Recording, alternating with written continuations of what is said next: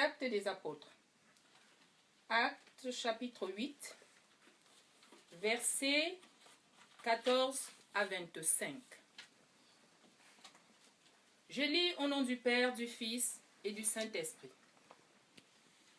Les apôtres qui étaient à Jérusalem, ayant appris que la Samarie avait reçu la parole de Dieu, y envoyèrent Pierre et Jean.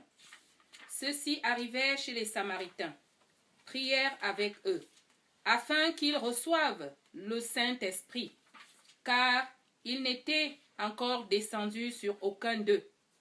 Ils avaient seulement été baptisés au nom du Seigneur Jésus-Christ. Alors Pierre et Jean leur imposèrent les mains, et ils reçurent le Saint-Esprit. Lorsque Simon vit que le Saint-Esprit était donné par l'imposition des mains des apôtres, il leur offrit de l'argent en disant: « Accordez-moi aussi ce pouvoir afin que celui à qui j'imposerai les mains reçoive le Saint-Esprit. » Mais Pierre lui dit: « Que ton argent périsse avec toi, puisque tu as cru que le don de Dieu s'acquérait à prix d'argent. Il n'y a pour toi ni part ni lot dans cette affaire, car ton cœur n'est pas droit devant Dieu. Répands-toi donc de ta méchanceté et prie le Seigneur pour que la pensée de ton cœur te soit pardonnée, s'il est possible.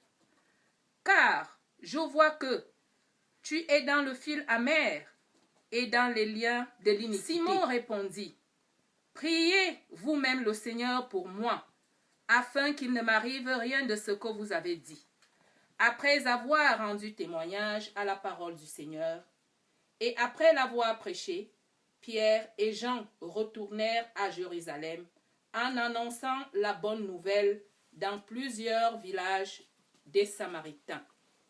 L'herbe sèche, mais la parole de Dieu demeure d'éternité en éternité. Invoquons l'Esprit Saint de Dieu. Éternel notre Dieu, voici ta parole, celle qui nous illumine, qui nous édifie. Seigneur, toi seul, sois celui-là qui va pouvoir nous donner les enseignements dans ce texte. Nous te l'avons demandé au nom de Jésus-Christ. Amen. Frères et sœurs dans le Seigneur, nous venons de lire les Actes des Apôtres. Dans ce passage, nous allons retenir 3 personnages importants. On a Jean, on a Pierre et on a Simon. Jean et Pierre qui vont être amenés à se rendre à la Samarie, ils ne vont pas pour rien. Ils ne sont pas dans une balade de tous les jours, mais ils vont à la Samarie pour accomplir une mission. D'un autre côté, nous avons ces personnages de Simon qui vient se joindre à eux. Je voudrais plutôt qu'on attire notre attention sur Simon. Qui est Simon? Qui était Simon? Nous savons que Simon était un grand magicien dans la ville de la Samarie. La Samarie où Simon régnait parce que celui-là pratiquait de la magie dont il était respecté du plus grand au plus petit. Mais Simon va se convertir au moment où Philippe va prendre les règnes. Quand Philippe va se mettre à baptiser les gens, Simon va décider de se convertir. Mais Simon, en entrant, en laissant la magie pour rejoindre Dieu, Simon ne le fait pas pour rien. Simon ne le fait pas pour rien. Simon voit le pouvoir que possédait Philippe. Parce que Philippe était celui-là qui imposait les mains aux malades. Et ceux-là retrouvaient la santé. Qui guérissait même les boiteux. Mais Simon qui avait le pouvoir magique était impressionné plutôt par le pouvoir de Philippe. Donc, Simon va donc aller se faire baptiser par Philippe pour pouvoir maintenant croire. Parce qu'il s'est dit, si j'arrive à avoir le pouvoir de Philippe, je serai encore plus grand. Simon ne s'arrête pas à Jérusalem. Simon va poursuivre Jean et Pierre qui ont une mission à accomplir. Jean et Pierre qui vont maintenant imposer les mains aux gens pour pouvoir leur donner l'Esprit Saint de Dieu. Parce que l'Esprit Saint de Dieu, ce n'était pas à l'époque que dès que tu reçois le baptême, forcément, tu avais l'Esprit Saint. Non. Et quand Simon va se rendre compte que l'Esprit Saint de Dieu était donné en fait par l'imposition des mains des apôtres, Simon va se dire, mais tiens, là encore, je tiens quelque chose. Nous voyons que Simon ne va pas hésiter d'une seconde. Simon va proposer à Jean et Pierre, il va proposer de l'argent. Simon va proposer de l'argent. Nous le voyons au chapitre 18. Que lorsque Simon vit que le Saint-Esprit de Dieu était donné par l'imposition des mains des apôtres, il leur offrit de l'argent. En disant, accordez-moi aussi ce pouvoir, afin que celui à qui j'imposerai les mains reçoive le Saint-Esprit. Là encore, on voit l'esprit de Simon. Parce qu'au fond, Simon ne vient pas chercher à louer Dieu dans le vide. Simon a quelque chose derrière la tête. Simon veut acquérir tous les pouvoirs nécessaires. Tout de suite, on voit que Pierre va répliquer. Pierre va répliquer en lui disant, mais si tu as cru une seconde que le don de Dieu s'acquérissait à prix d'argent, mais non, tu te trompes, frères et sœurs. Et pourtant, c'est ce que nous vivons dans nos églises. Nous pensons tout acheter. Nous pensons tout acheter. Parce qu'on a le pouvoir d'argent, on veut acquérir tout au sein de l'église. Et c'est le résultat aujourd'hui. On se retrouve aujourd'hui avec les dirigeants qui ne sont pas nommés de l'Esprit Saint. Parce qu'ils ont monnayé leur place.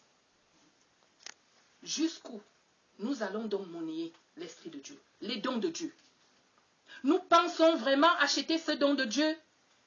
Nous pensons vraiment qu'avec tout ce que nous possédons, charnellement, nous pouvons tout avoir venant de l'Esprit Saint? Je pense que non. Parce qu'on voit jusqu'où Simon, la foi de Simon, Simon avait une foi, mais sa foi était purement égoïste. Parce qu'il considérait que s'il prenait encore plus de pouvoir chez Philippe, il allait devenir plus grand. Et voilà qu'il arrive encore, il se dit, mais si je reprends encore le Saint-Esprit chez Jean et chez Pierre, mais alors là, je vais être le roi du monde. Parce que je veux dominer du monde.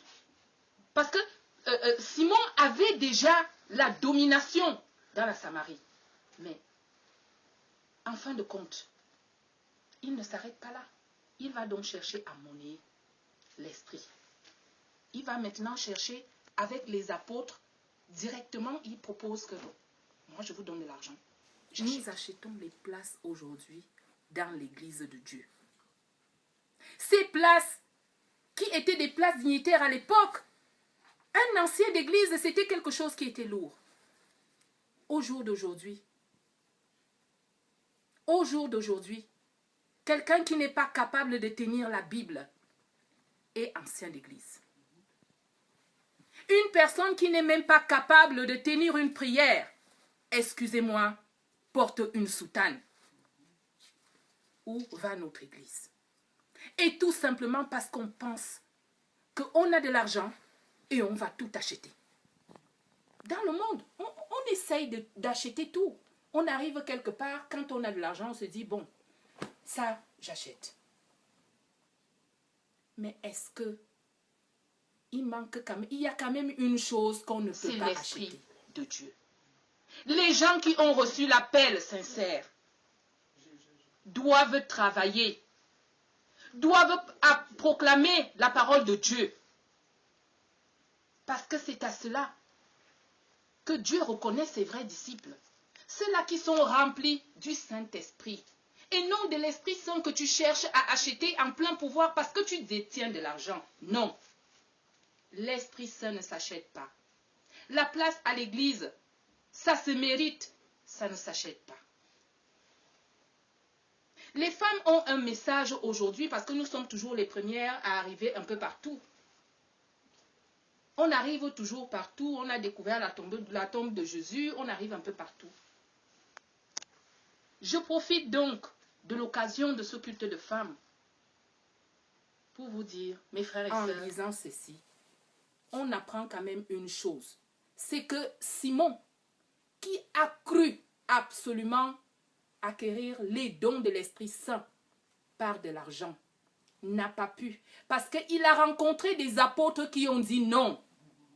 Il a rencontré des apôtres qui ont osé lui dire non, Simon.